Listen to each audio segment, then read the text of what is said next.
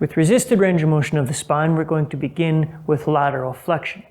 Now, if I'm in a standing position and I laterally flex to the right, what's actually happening is I'm eccentrically contracting the quadratus lumborum on the left. So my left lateral flexor is contracting. We, of course, are making note of that as we go through these motions.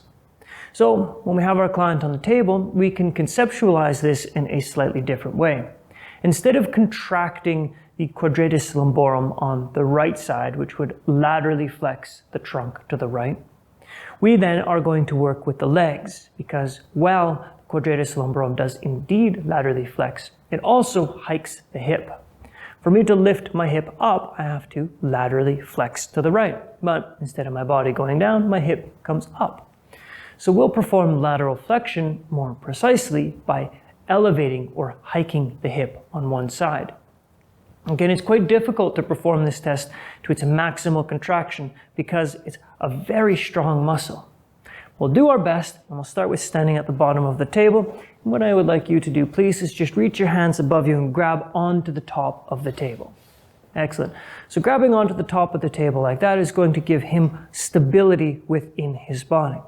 So now on this side, on your left side, the first thing you're going to do when I ask you to is you're going to try and pull that hip up and hike it.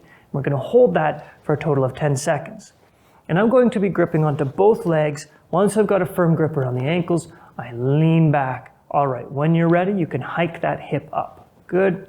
And we will count 1, 2, 3, 4, 5, 6, 7, 8, 9, 10, and you can relax. Good.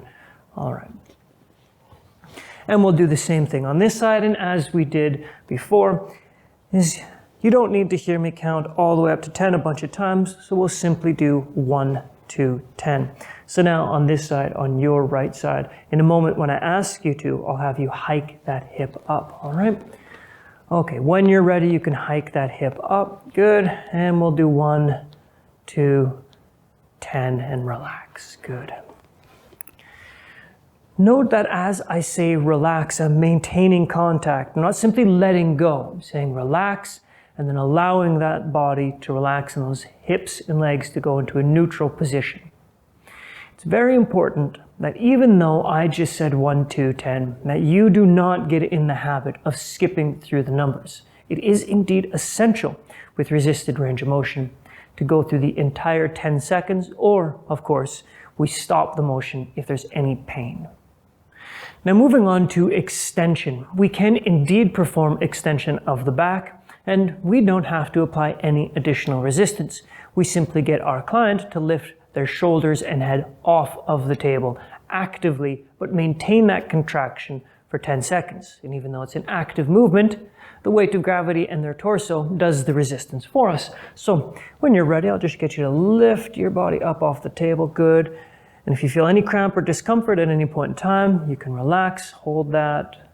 1, 2, 10. And you can relax. Good. Excellent. So you see that he does all the work for us. Let's move on.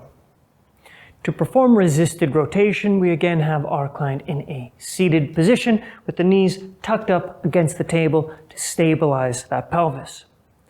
Very similar to when we perform passive rotation, we will be quite close to our client, so make sure that you've informed them of that before you start this test. So if you would, just take your hands, place them on your shoulders just like that, okay? Now I'm going to take one hand, reach across the body, hold on to that shoulder. This hand is going to be on this shoulder. Now what I will do is I'll get you to turn away from me. Please go ahead, turn away for a 1, 2, 10 count and relax. Good. And now I move over to the other side. Again, placing one hand on this shoulder, the other hand on this shoulder. And once I'm in position, you can turn away from me, please. And that's 1, 2, 10, relax. Note that as I reach around, I'm getting a firm grip on that shoulder on this side, and this hand is going posterior to the shoulder, so I can really stabilize during this rotation. Excellent, and relax. You can bring your arms down.